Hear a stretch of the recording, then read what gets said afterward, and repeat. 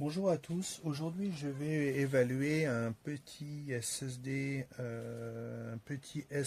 externe de la marque Lexar, qui est une marque connue pour ses cartes micro SD par exemple. Euh, Ce SSD a une capacité de 1 Teraoctet. Il permet de stocker vos documents importants ou de faire des sauvegardes de vos documents importants, de pouvoir vous déplacer avec vos fichiers.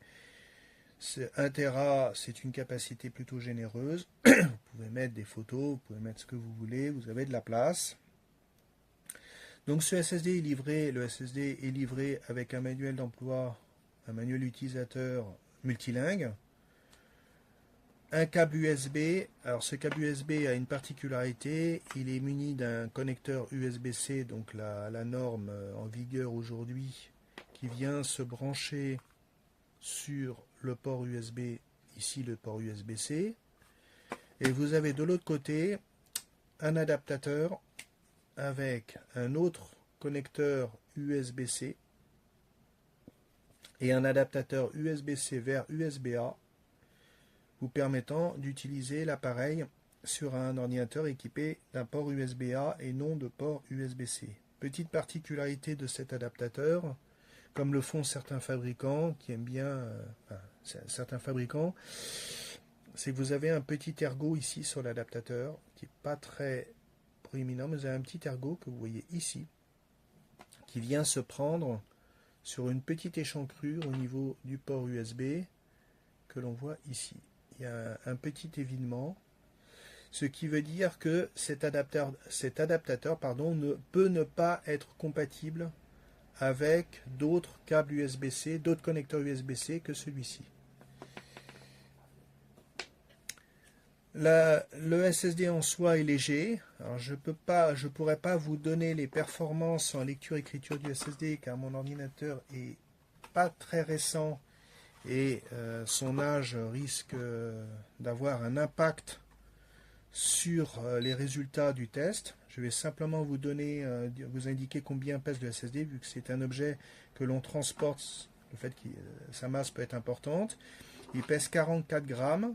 Et avec son câble et l'adaptateur, vous en avez pour 60 grammes environ, un petit peu moins de 60 grammes à porter dans votre poche ou dans votre sac, ce qui est quand même très léger et donc ne devrait pas poser de problème. L'avantage d'avoir un SSD par rapport à un disque dur classique, et c'est pour ça que j'ai fait mon choix sur ce SSD, c'est qu'un SSD ne comporte aucune pièce mécanique. Donc lors de son fonctionnement, il est totalement silencieux.